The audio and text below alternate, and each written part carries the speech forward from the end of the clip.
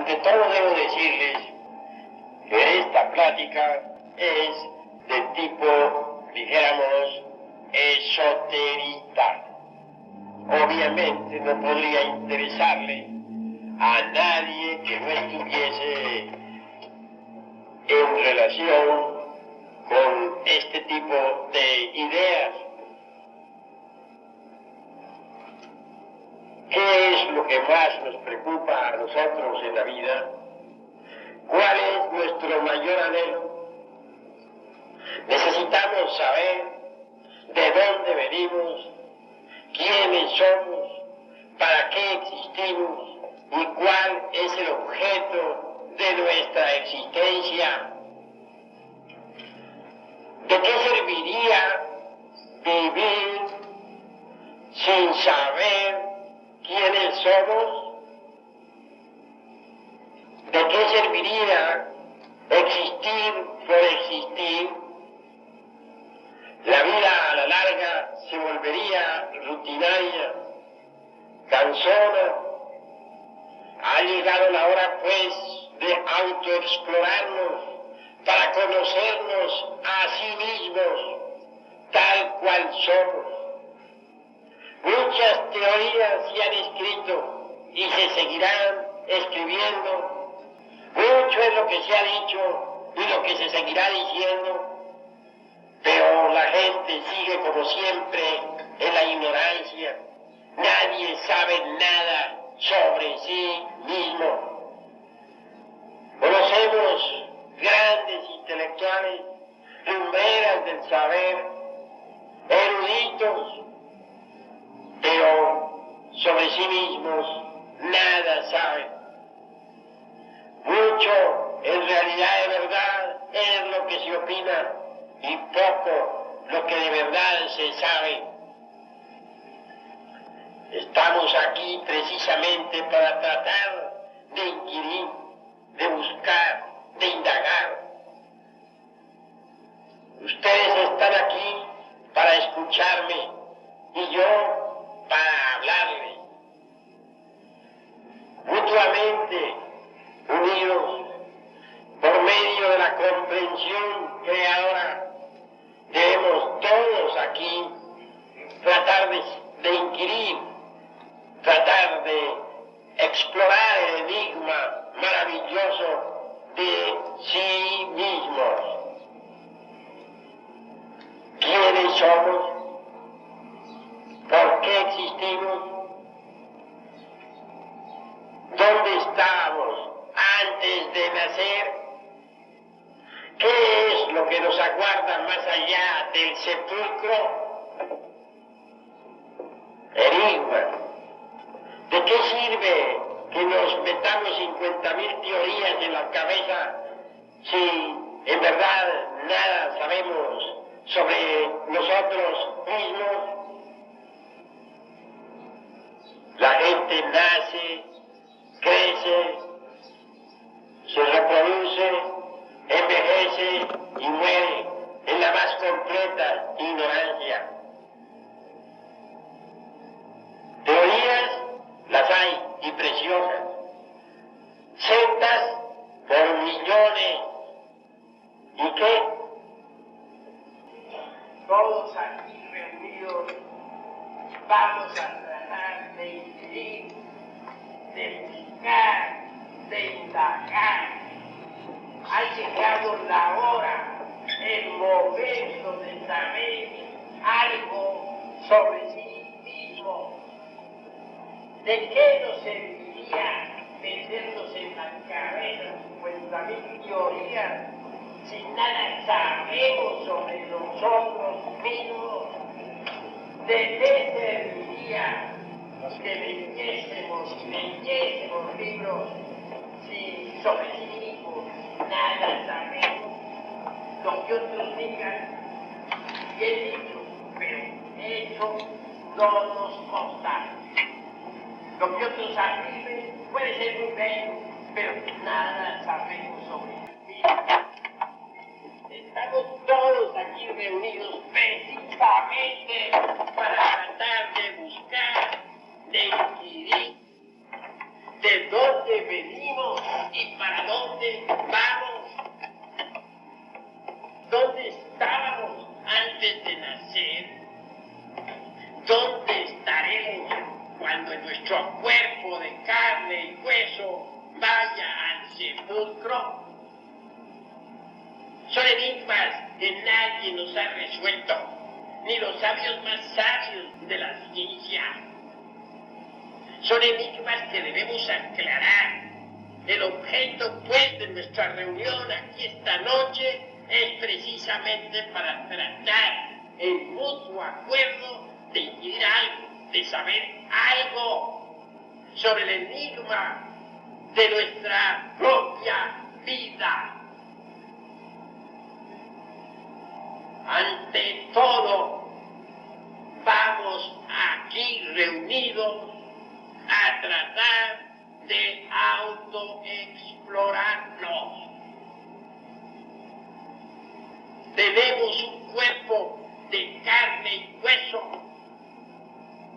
un cuerpo que está formado por órganos. Cada órgano tiene su función específica, completamente definida. Pero también hay algo más. Pensamos, sentimos, deseamos, tenemos ideas. Y la ciencia nada nos dice sobre eso. Obviamente, existe una psicología individual. Cada uno de nosotros tiene su propia psicología.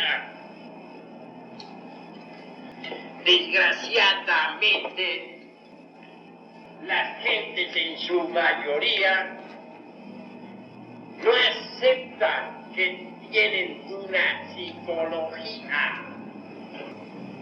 Fácilmente aceptan que tienen un cuerpo de carne y hueso, porque lo ven, porque lo pueden tocar, pero no aceptan una psicología porque no la ven, porque no la pueden palpar.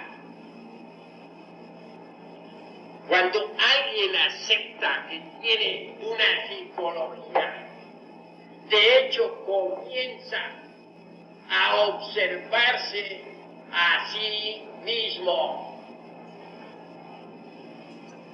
En tanto las gentes no se observen a sí mismas, toda posibilidad de cambio resulta imposible. Mas cuando las gentes comienzan a autoobservarse, las posibilidades de cambio se hacen manifiestas. Al observarnos a sí mismos, descubrimos que tenemos una vida interior. Nuestros pensamientos son internos, invisibles. Nadie los puede ver, sin embargo son reales para nosotros. Nuestras ideas son invisibles, nadie las puede ver, pero existen. Nuestras emociones tienen realidad, aunque nadie las vea, aunque no se puedan poner sobre la mesa de un laboratorio para examinarlas. La mente como fuerza está demostrada. ¿Ya oyeron ustedes el caso ese tan sonado de Uri Geller? El hombre que con su fuerza mental dobla metales. Entonces, ha quedado demostrado que la mente tiene fuerza. Existen aparatos que pueden medir la fuerza de la mente. Así pues, la fuerza mental está demostrada. Otro tanto podría decirse de las emociones, de los sentimientos. Obviamente cada emoción tiene su tipo de onda, cada sentimiento. Cuando uno escudriña su organismo, descubre la célula viva.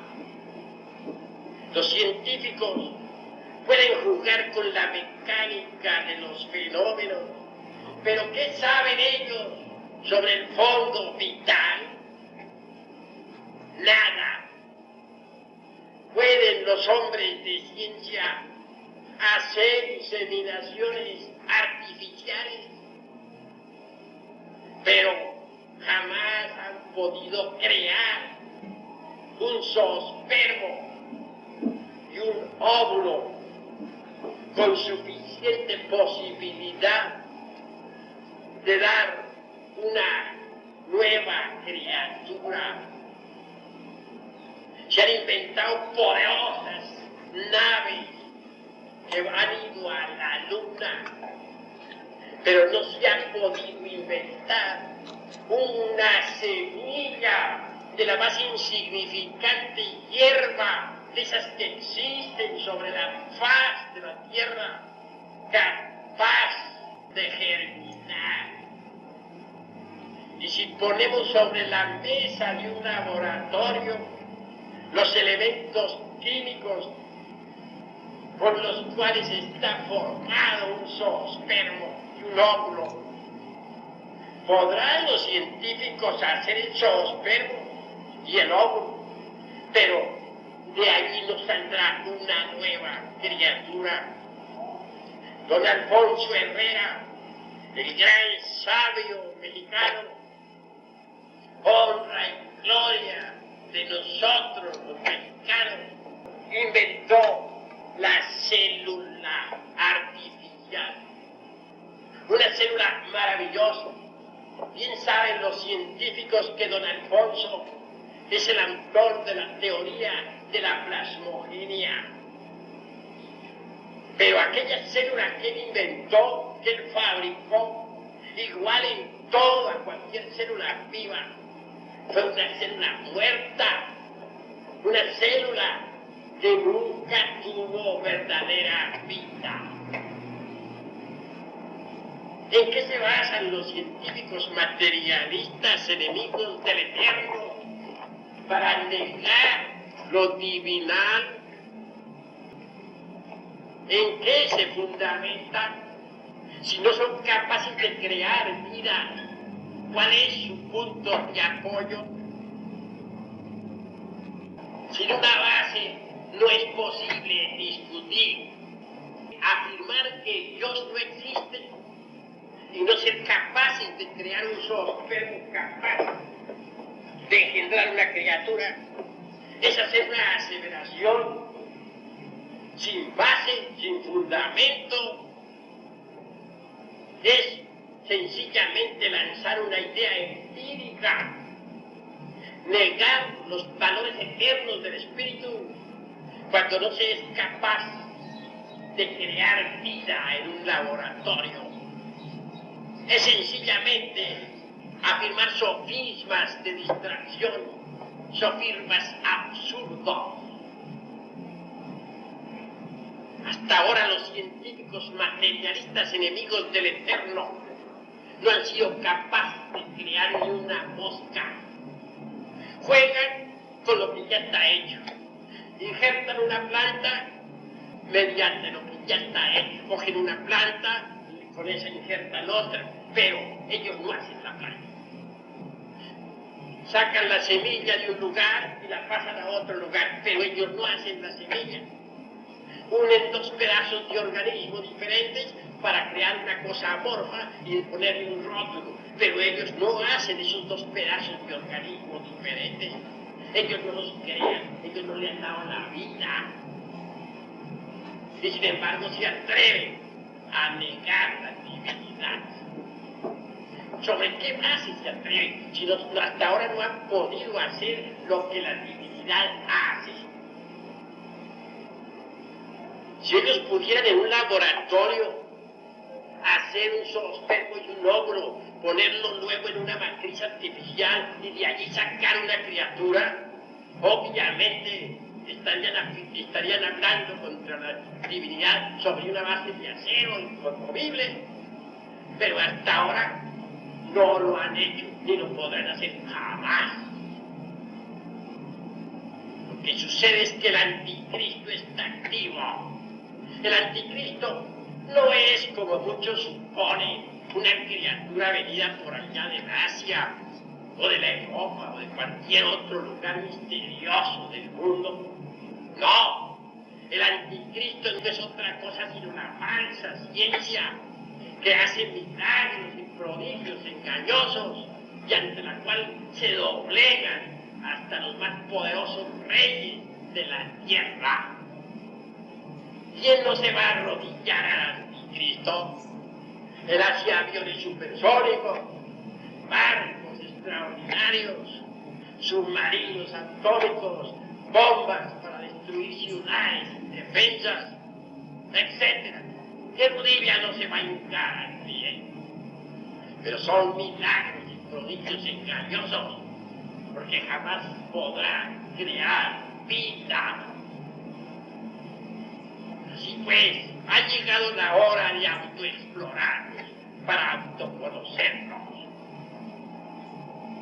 Obviamente, dentro de cada uno de nosotros existe un yo. Dentro de cada uno de nosotros se halla el mí mismo, el sí mismo. ¿Pero qué es ese yo? Hay que verlo, hay que tocarlo, hay que palparlo para saber qué es. Pero ¿dónde lo vamos a ver? Fuera de sí mismos, absurdo. Tenemos que ver al yo dentro de nosotros mismos, aquí y ahora. Cuando golpeamos en una puerta, nos preguntan, ¿quién es? Respondemos, yo. Ahora bien, ¿cómo sabremos nosotros qué es el yo? Es necesario aprender a pensar psicológicamente. Cuando uno aprende a pensar psicológicamente, abre la mente interior y entonces conoce de verdad, no porque otros lo digan o por lo que haya escrito fulano o sultano o dejado de escribir, sino por experiencia directa, vivida, la verdad, lo real, los misterios de la vida y de la muerte. Dentro de nosotros hay tres mentes. La una es la mente sensual, la mente que se nutre con las percepciones sensoriales externas. Luego viene la mente intermedia, en la cual están las creencias, la religión, las escuelas, las sectas, etc. Y más allá, en el fondo, está la mente interior. Desgraciadamente está cerrada. Solo con la mente interior podemos de verdad ver los misterios de la vida y de la muerte. Desgraciadamente la gente está atrapada por la mente sensual, por la mente de los cinco sentidos, por la mente materialista y grosera. Obviamente, la mente materialista no acepta nada espiritual. La mente materialista y grosera es mente exclusivamente sensual. Jesús el Cristo dijo, cuidaos de la levadura de los saduceos. y de los fariseos. ¿Cuál es la levadura de los saduceos? Es la doctrina de los materialistas, la doctrina de la mente sensual, la doctrina de los 5 sentidos, doctrina que niega lo divinal, doctrinas que blasfeman contra el Eterno, doctrinas que solamente creen en lo que pueden ver con sus 5 sentidos, en lo que pueden tocar, en lo que pueden palpar. ¿Cuál es la mente intermedia? Repito, la de los fariseos.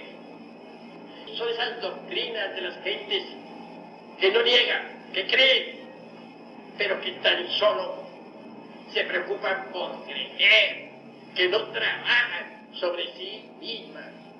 Son las gentes que asisten a sus cultos, a sus sectas, a sus escuelas de tipo espiritual, pero que desgraciadamente no trabajan sobre sí mismas, que no intentan autodescubrirse, que no tienen inquietudes íntimas, que se contentan con creer y nada más que con creer.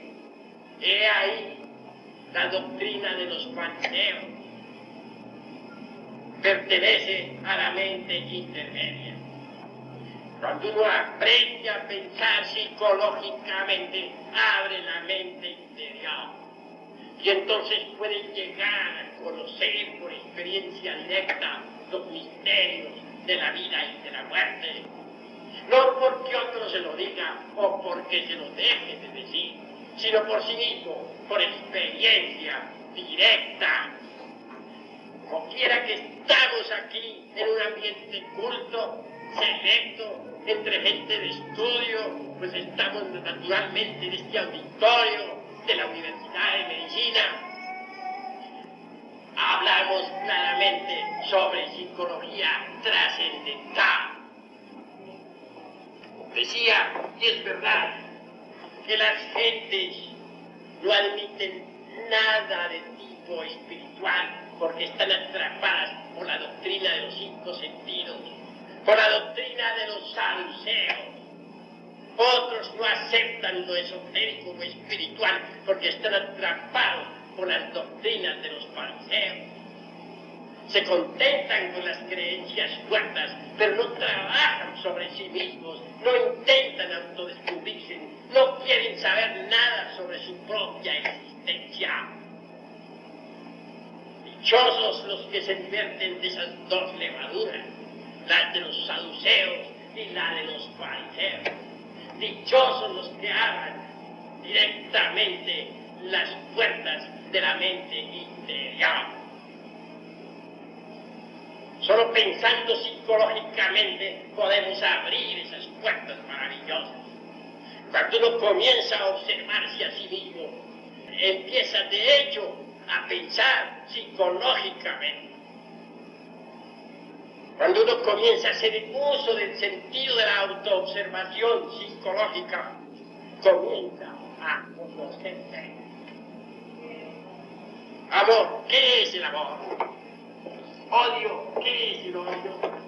Envidia, ¿cuál es la envidia? Vale la pena que nosotros tratemos de saber algo sobre sí mismos. El egoísmo, la violencia, la envidia, el rencor, los resentimientos no son sino manifestaciones del ego, del yo, del mí mismo, del sí mismo. Obviamente todos estamos llenos de contradicciones y nadie lo puede negar. Esto nos indica que el yo no es una unidad como muchos creen, sino una multiplicidad. Es decir, no tenemos un solo yo, sino muchos yoes. Yo tengo celos, yo tengo ira, yo tengo codicia, yo tengo envidia, yo tengo lujuria. Son diversos yoes. Diversos yoes que luchan entre sí por la supremacía. Diversos yoes que quieren controlar los centros del organismo humano. Así pues, dentro de cada persona hay muchas personas. es decir, muchos yoes. Cada yo psicológico es diferente. Cada yo psicológico tiene un cerebro intelectual, un cerebro emocional y un cerebro motor. Dentro de nuestro cuerpo hay pugnas, hay lucha. ¿Quién podría pensar que dentro del organismo humano haya tanta pugna? ¿Quién podría admitir que realmente dentro de una persona vivan muchas personas? Y es verdad, viven. Cuando yo era joven, hablaba del subconsciente y de sus reflejos. Entonces comprendía que el yo tenía muchos reflejos. Más tarde entendí que el yo era pluralizado, que dentro de una persona habitaban muchas personas y que esas muchas no guardaban concordancia alguna, no había un orden entre ellas, se peleaban, reñían con la supremacía, y cuando una de esas lograba imponerse sobre la máquina orgánica, entonces era verdaderamente cuando se manifestaba con todos sus adefesios, con todas sus aberraciones, pero más tarde era desplazada por otro yo. Ahora vamos entendiendo el por qué hay tantas contradicciones entre los seres humanos. Si nos pudiésemos ver en un espejo de cuerpo entero, tal como somos, quedaríamos horrorizados de sí mismos. Nosotros tenemos dentro legión de yoes, no un yo, tenemos muchos yoes. Nosotros éramos marionetas movidas por múltiples entidades desconocidas. Los pensamientos que llegan a nuestra mente no son nuestros, son ajenos, los trae algún yo. Las emociones que agitan nuestro corazón son puestas por algún otro yo. Los hábitos que poseemos son determinados por diferentes yoes. Las aberraciones, los vicios, son el resultado de muchos yoes que se expresan a través del organismo humano. Nosotros no tenemos conciencia de sí mismos. Nuestra vida no nos pertenece. No somos dueños de nuestros pensamientos. No somos dueños de nuestras ideas. No somos dueños de nuestras palabras. No somos dueños de nuestras emociones. Nosotros somos simples máquinas movidas por una multiplicidad enorme de yoes. Ese es el estado en que nos encontramos. Pero para llegar a estas conclusiones necesita uno autoobservarse para verse. Es en el terreno de la vida práctica donde podemos autodescubrirnos. La vida práctica es el gimnasio psicológico donde debemos vernos de cuerpo entero, tal como somos, en relación a estar en el estado de alerta percepción, de alerta novedad, para vernos en cada instante, en cada momento. Solo con el estado de alerta podremos verdaderamente autodescubrirnos. Existe en el ser humano el sentido de la autoobservación psicológica. Se halla latente, mas puede ser despertado. Ese sentido extraordinario empieza a funcionar cuando nosotros lo usamos. A medida que lo usemos, se irá desenvolviendo, desarrollando y manifestándose. El sentido de la autoobservación psicológica nos permitirá ver que cada yo personifica un defecto. El sentido de la autoobservación psicológica, a medida que se desarrolle, nos podrá permitir ver a los yoes. Una cosa es ver un yo, y otra cosa es comprender que tiene un yo. Cuando uno ve que tiene un yo, lo comprende. pero hay que verlo. Y estos tienen múltiples formas y figuras.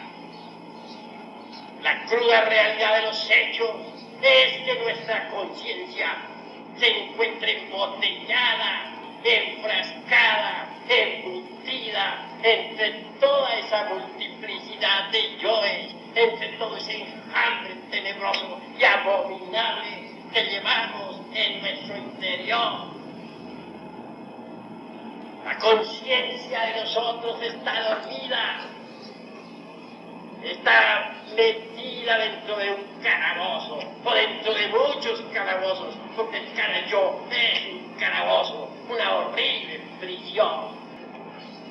La conciencia de nosotros se procesa en virtud de su propio embotellamiento. Ahora comprenderán ustedes por qué no sabemos nada sobre los misterios de la vida y de la muerte. Nos contentamos con creer, nos contentamos con repetir lo que otros dicen, nos contentamos con afirmar o negar, nos contentamos con discutir, pero nada sabemos directamente sobre sí mismos. Es necesario libertar la conciencia, sacarla de entre esa multiplicidad de los yoes, para que podamos ver, oír, tocar y palpar todo lo que concierne a lo real, a la verdad. Cuando la conciencia se emancipa, se hace la luz en nuestro interior y las tinieblas desaparecen.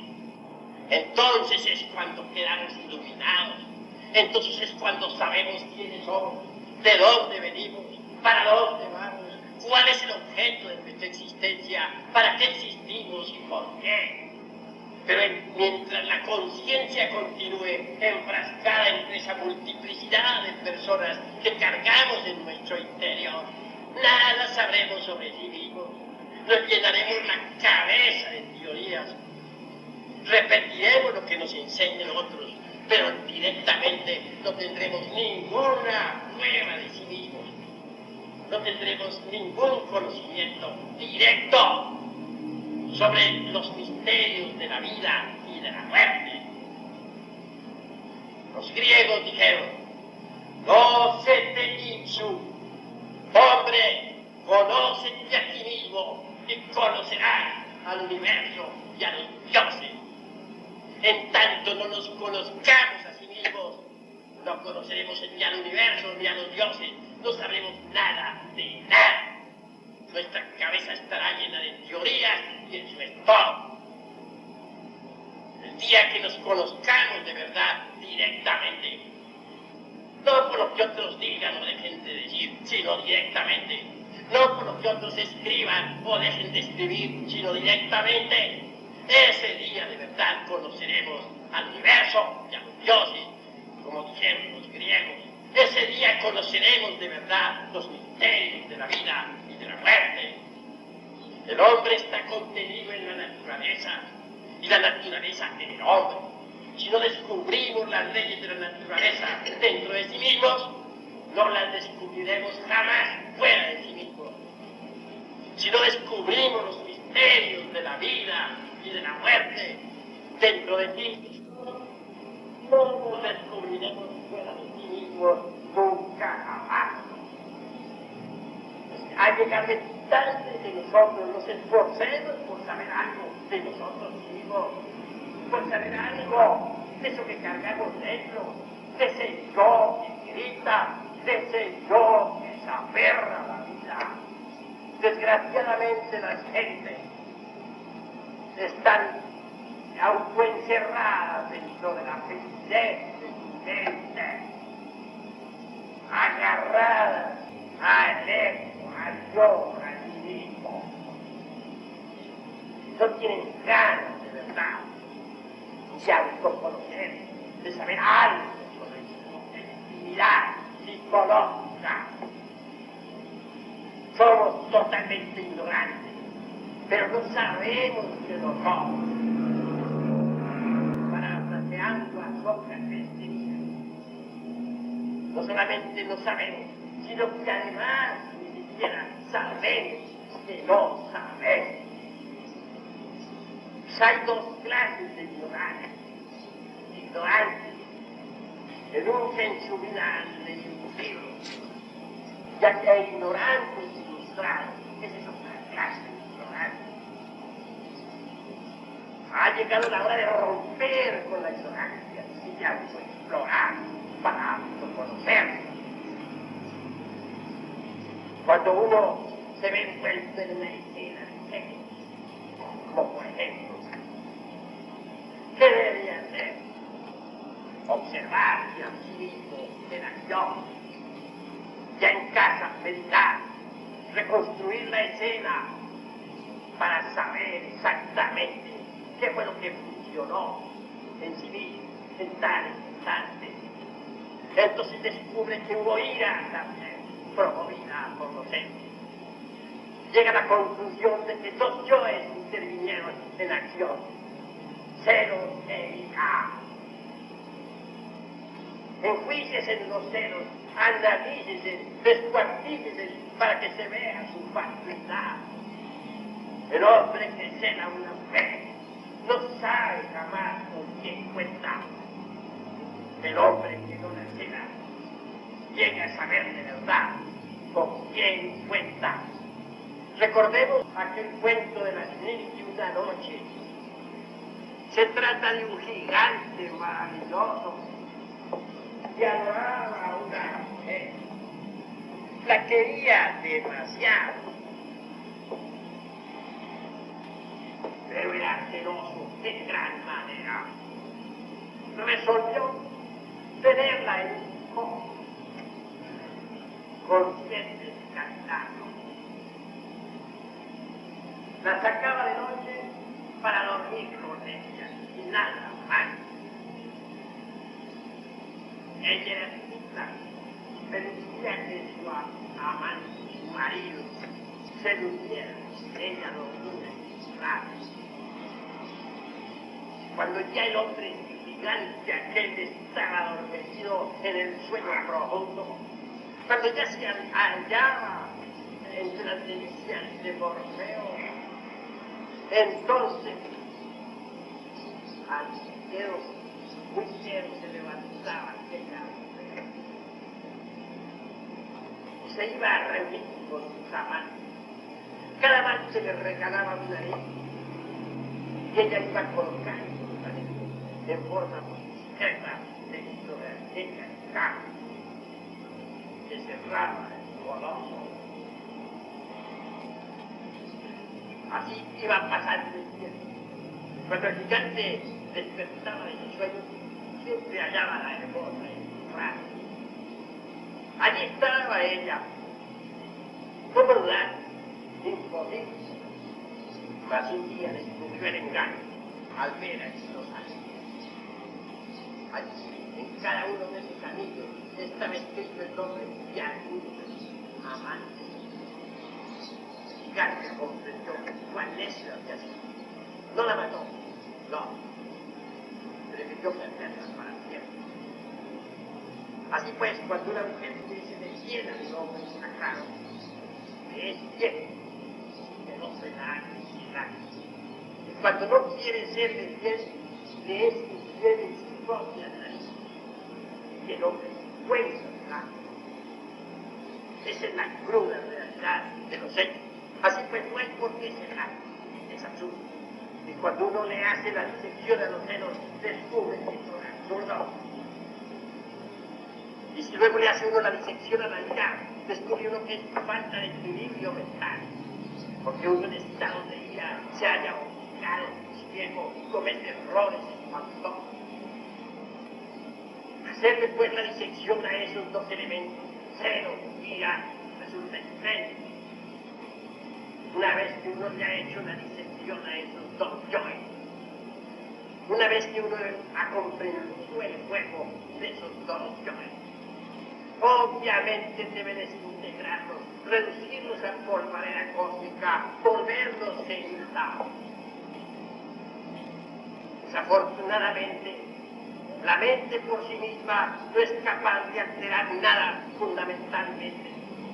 La mente puede pasar un defecto de un departamento a otro del entendimiento, puede rotularlo con distintos nombres, puede esconderlo de sí misma o de los demás, puede condenarlo o justificarlo, pero jamás desintegrarlo. Si se quiere desintegrar un defecto psicológico, si hace necesario entonces apelar a un poder que sea superior a la mente. Existe afortunadamente en nuestro organismo psicológico un poder superior. Quiero referirme en forma enfática a ese poder que los tales llamarán el Kundalini. Obviamente se trata de un fuego maravilloso que se encuentra oculto en todo lo que es, en todo lo que ha sido, en todo lo que será. Es un fuego que asciende latente en todo lo que tenga vida. Es un fuego solar, invisible como son invisibles las ideas, invisible como son invisibles los pensamientos, invisible como son invisibles los deseos, pero real. Ese fuego fue simbolizado en forma de los antepasados de Anagua, por el nombre de Tora. Ese fuego fue simbolizado por los egipcios, por el nombre de Isis, y por los cretenses, por el nombre de Cibele, y por los griegos, por el nombre de Diana, y por los cristianos, por el nombre de María. Esa es la estrella mar, es decir, la Virgen del mar, una parte de nuestro propio ser, pero derivado. Nuestro ser tiene muchas partes y Estrella Maris es una de esas partes íntimas del propio ser. Si se apela a esa parte del ser, si se suplica esa parte del ser, entonces seremos auxiliados de esa parte del ser. Podrá desintegrar, pulverizar aquellos yoes de nuestro ejemplo. Podrá reducirlos a ceniza. Y la conciencia que embotellada se encontraba en cada uno de ellos es liberada. Esa conciencia es luz. Esa luz es conciencia. Vean ustedes pues la íntima relación existente entre luz y conciencia. Dentro de nosotros cargamos profundas tinieblas, pero a medida que esos yoes se van desintegrando, la luz va brillando en las tinieblas. La luz siempre vence a las tinieblas, y cuando las tinieblas que cargamos en nuestro interior sean destruidas, solo quedará en nosotros la luz. Entonces estaremos liberados. Entonces, despiertos e iluminados, podremos ver por mismos los misterios de la vida y de la muerte. Entonces, despiertos, podremos nosotros escuchar las armonías del cosmos infinito.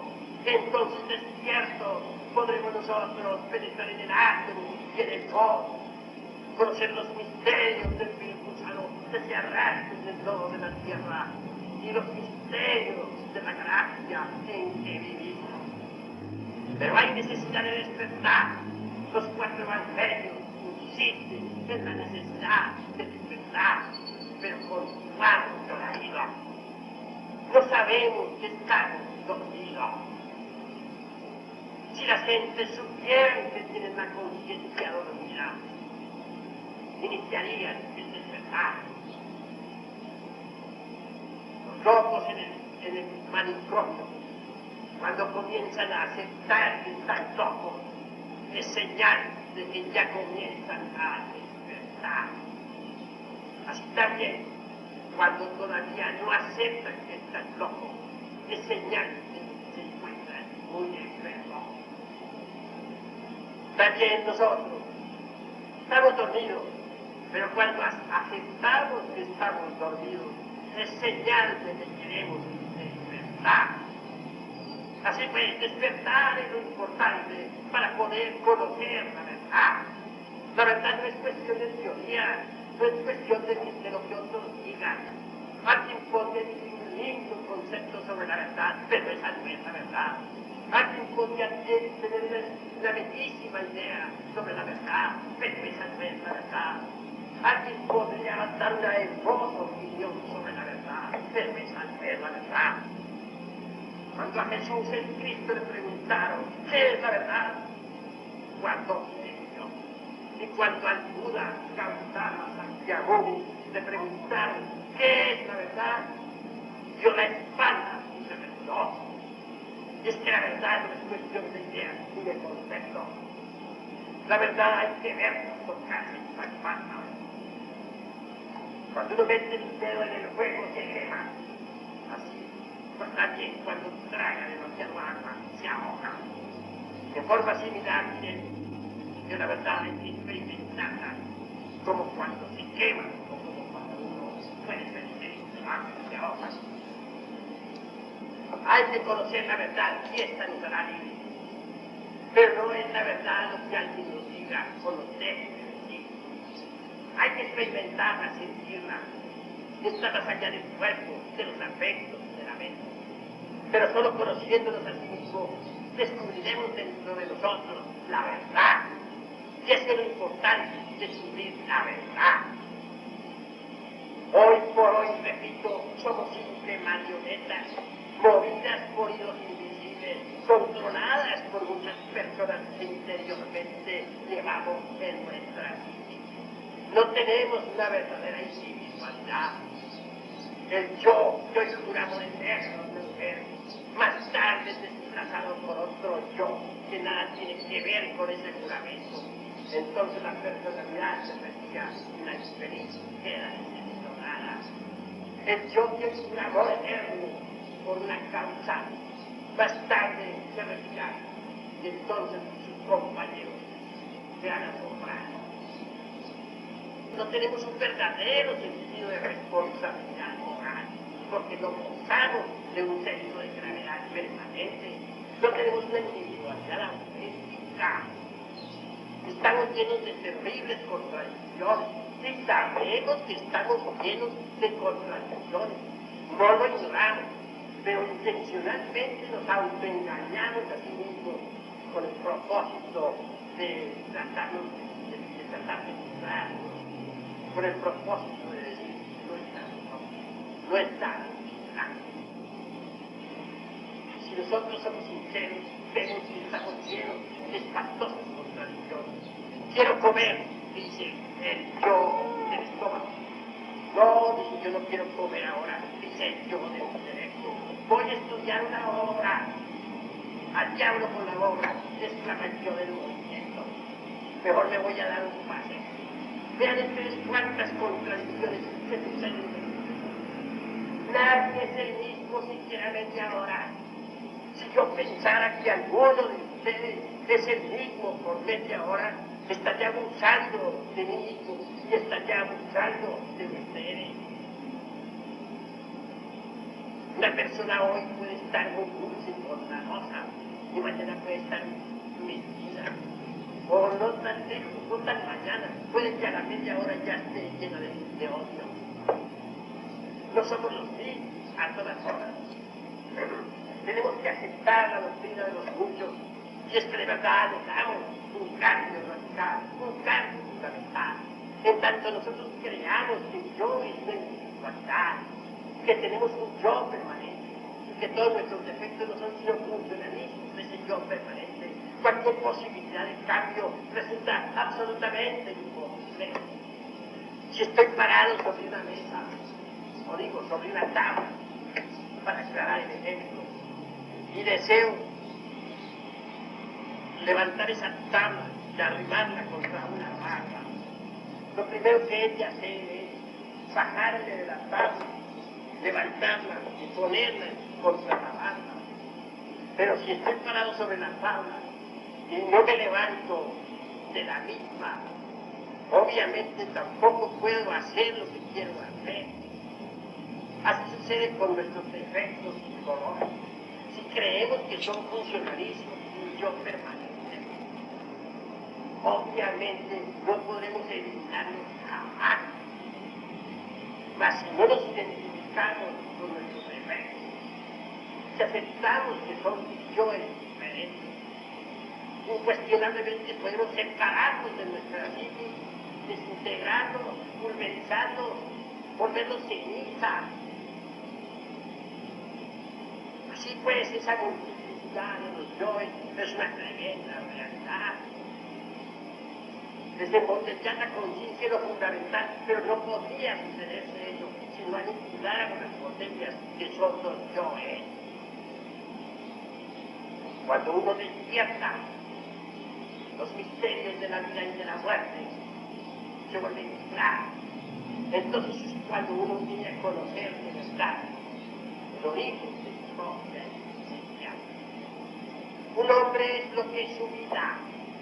Si un hombre no trabaja su propia vida, está perdiendo el tiempo miserablemente. La muerte es el regreso al punto de partida original.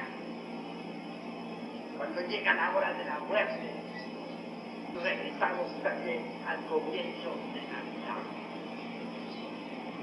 Esto de la muerte es algo maravilloso. Nadie podría conocer los misterios de la vida si antes no ha conocido el enigma de la muerte. La muerte en sí misma es profundamente significativa. Ver el cadáver sin ser interior allí en una sala mortuoria no es haber conocido el enigma de la muerte. La muerte está llena de honda significación. Aquellos que han logrado despertar conciencia saben lo que es la muerte. Saben muy bien que la muerte es una resta de quebrado. Terminada la operación matemática, lo único que continúan son los valores. Dentro de ellos se embotellada la conciencia. Así pues, es obvio que cuando llega la muerte, tres cosas van al vacío. Primero, el cuerpo físico. Segundo, el asiento vital. Onesis formativos orgánicos. En estos tiempos actuales ya ha podido ser todo arrancado. Lo tercero, la expersonalidad. Sobre esta diré los tiempos. Nadie nace con una personalidad. Esta hay que crearla.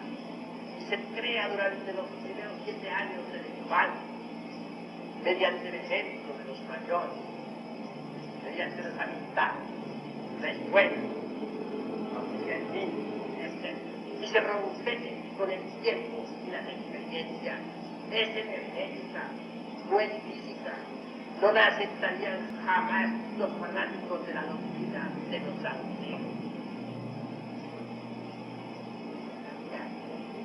Esta personalidad a la hora de la muerte va al sepulcro.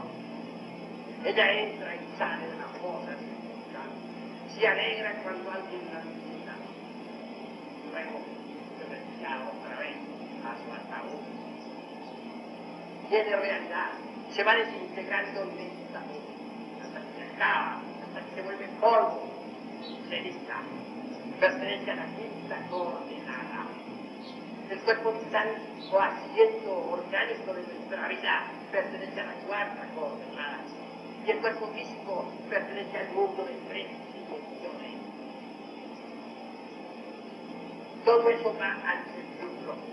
Pero hay algo que no va al sepulcro.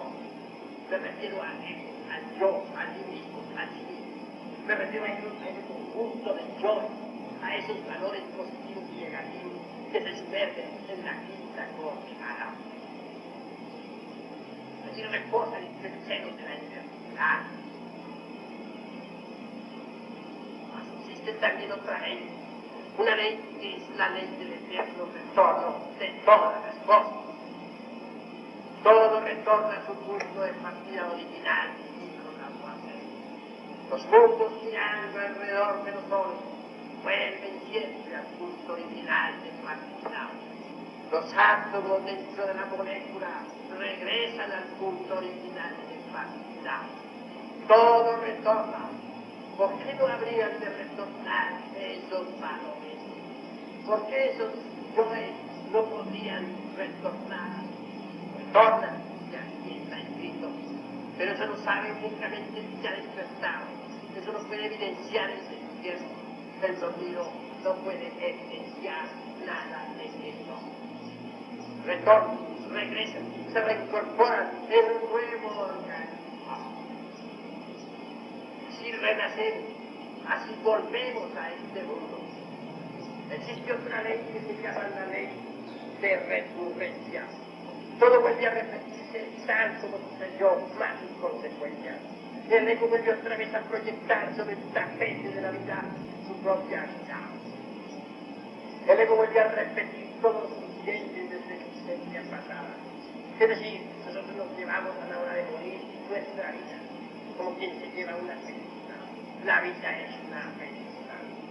Y nosotros traemos nuestra vida otra vez a este mundo físico y la proyectamos sobre la pantalla de la existencia. Así pues, si no modificamos nuestra propia vida, la seguiremos repitiendo incesantemente. Y eso es lamentable. Para cada alma existen 108 existencias. Y en 108 existencias no somos nosotros capaces de hacer de nuestra vida una obra maestra. Si en 108 existencias no somos capaces de desintegrar toda esa pluralidad del ego, entonces debemos involucionar dentro de las entrañas de la tierra. Involucionar incesantemente hasta que el yo se vuelva ceniza por varela cósmica. La esencia de adentro jamás se podrá es eterna. Pero la pluralidad del yo tendrá que involucionar entre las entrañas del mundo. La naturaleza tendrá que desintegrar el ego. La naturaleza tendrá que hacer por nosotros lo que nosotros no somos capaces de hacer por sí mismos. La naturaleza tendrá que libertar la iglesia para que ésta salga a la luz del sol, para que ésta pueda evolucionar nuevamente desde la tierra hasta el hombre. Cuando reconquiste el estado humano que Dios perdiera, se le asigna otro nuevo ciclo de existencia. Así pues, la cruda realidad de los hechos es que necesitamos morir en sí mismos, aquí y ahora. En tanto dentro de nosotros continúen existiendo todos esos elementos que producen ira, todos esos elementos que producen guerras, todos esos elementos